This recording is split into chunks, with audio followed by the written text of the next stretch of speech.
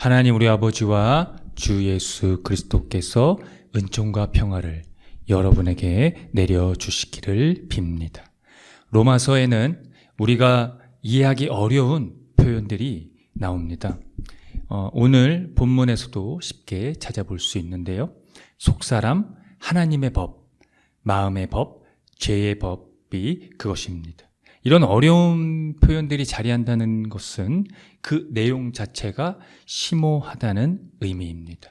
사도 바울이 신학적으로 고심한 흔적이라고 할 수 있습니다. 정확히 말하면 이 사도 바울의 신학적 논리이자 논쟁입니다. 즉 그가 기독교 신앙을 단순한 의미에서 그냥 믿어버리면 된다는 식의 그런 단순한 의미에서 대변하는 게 아니라는 것입니다.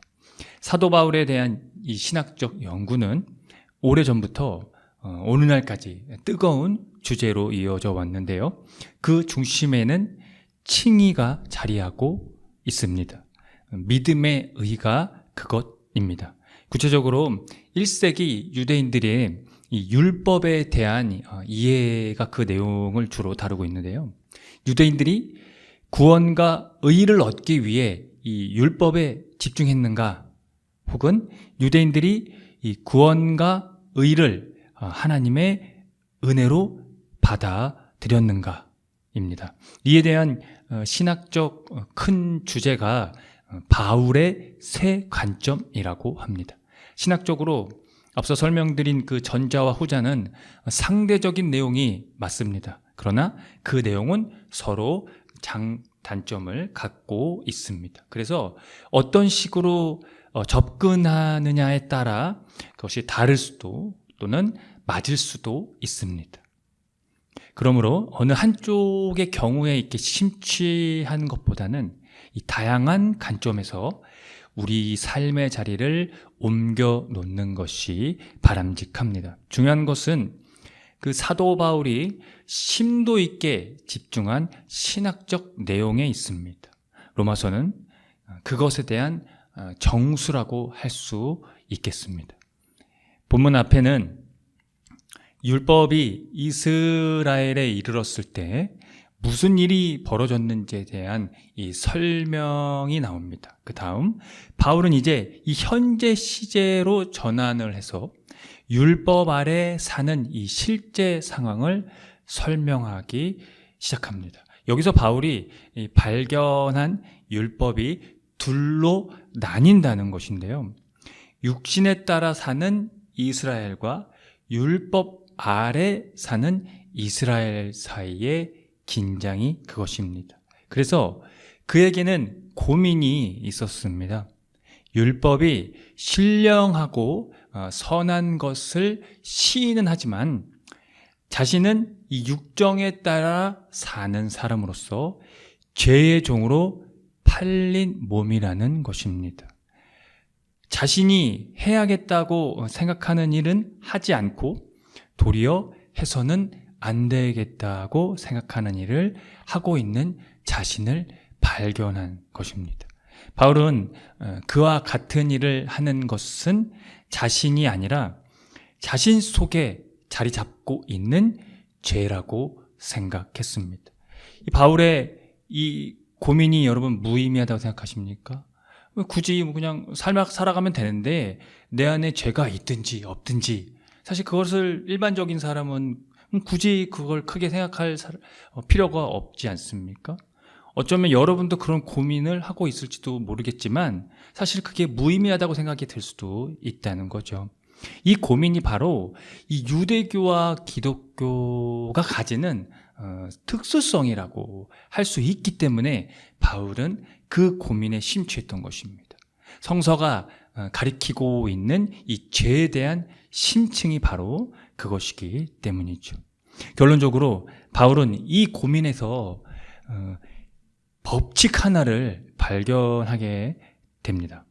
선을 행하려고 하는데 그러한 자신에게 악이 붙어 있다는 것이죠.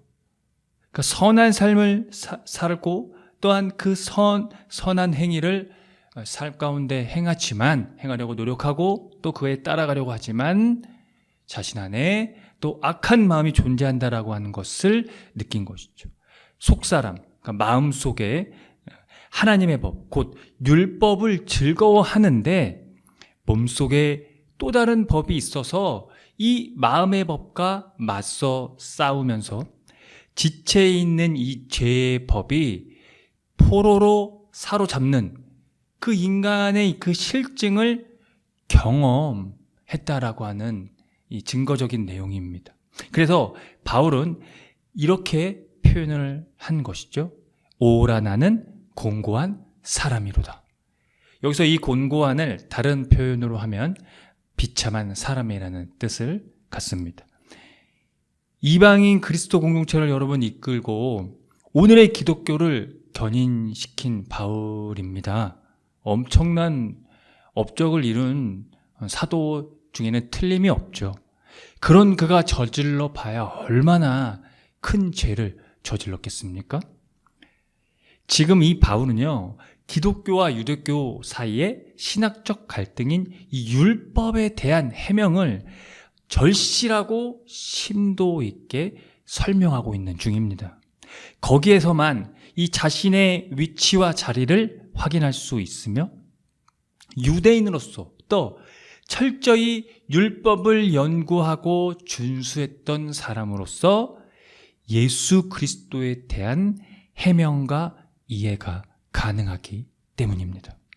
그러므로 그는 그 비참함, 그 죽음의 몸에서 건져낼 자는 우리 주 예수 그리스도밖에 없다는 것을 고백할 수가 있었습니다. 정확히 말하면 예수 그리스도의 십자가와 부활입니다. 예수께서 선취로 가지고 오신 이 하나님 나라의 생명이 죄와 사망에서 우리를 해방시켜 주신다는 것입니다. 오늘 본문의 말씀 마태복음에서는요, 앞서 설명드린 그 죽음의 몸에서 건져내실 분이 보충되어지는 내용으로 예수님께서 하신 말씀이 나옵니다. 마태복음 11장 28절인데요. 제가 읽어드리겠습니다. 수고하고 무거운 짐진 자들아 다 내게로 오라. 내가 너희를 쉬게 하리라. 여기저기 이렇게 뭐 교회 간판이나 이렇게 지나치다가 우리가 익히 읽어볼 수 있었던, 자주 보게 된 그런 구절인데요. 여기서 이해할 수 있는 이 무거운 짐과 무거운 짐을 진 자들은요, 밖에서 이렇게 힘든 그 노동을 하며 일상을 보내는 그런 사람들을 가리키는 것이 아니고요. 무거운 짐은 바로 율법을 가리킵니다. 그러니까 유대인들에게 이 지혜는요, 넓게 율법과 동일시 되었거든요. 그러니까 랍비들도 이 율법에 대해서 인간들이 감내해야 하는 하나님 나라의 멍에로 말하기도 했습니다. 그런데 이제 예수께서는요, 그들에게 궁극적인 안식을 주시기 위해 모든 사람들을 자기에게로 부르고 계신다는 것이죠. 이 수고와 일이 휴식을 주는 것은 아닙니다. 스스로 온유하고 겸손한 자를 따르는 것이 바로 휴식을 준다는 의미입니다. 예수님 자신이 수고하고 무거운 짐을 진 자에 속하기 때문에 그는 사람들을 그에게로 초청할 수 있었던 것이죠. 구약의 말씀, 오늘 함께 살펴본 스가랴서는요, 남유다의 포로기 이후 성전을 재건하도록 공동체와 이 지도자를 격려하는 이상과 장차 죽음을 당하지만 종국에는 승리하실 왕이 오실 것에 대한 예언에 대한 내용이 주로 담겨져 있습니다. 오늘 본문에는 그 승리하실 왕이 전해지고 있는데요. 그는 공의로운 왕이시며 구원을 베푸시는 왕입니다. 그 왕이 공의로운 왕 그리고 구원을 베푸실 그 왕의 훌륭한 기만은요, 놀랍게도 나귀입니다. 그 왕의 표상이, 그런 그 공의로운 왕의 표상이 바로 평화를 애호한다는 의미입니다. 그래서 그는 에브라임과 예루살렘의 병거와 군마를 없애고요, 전쟁할 때 쓰는 활도 꺾는다는 그 이상이 바로 오늘 구절의 내용입니다. 마지막 때에 고난을 견뎌내고 고난을 당하는 의로운 메시아, 그리고 가난하고 겸손한 평화의 이 메시아의 표상은 여러분 누구와 닮아 있다고 생각이 드시나요? 딱 떠오르는 분이 계시나요? 신약 성서의 저자들은요, 이 표상의 예언을 예수 그리스도와 관련시켰습니다.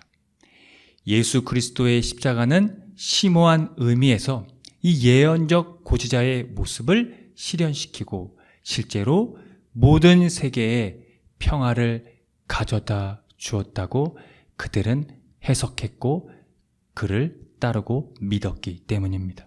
그 이유는요,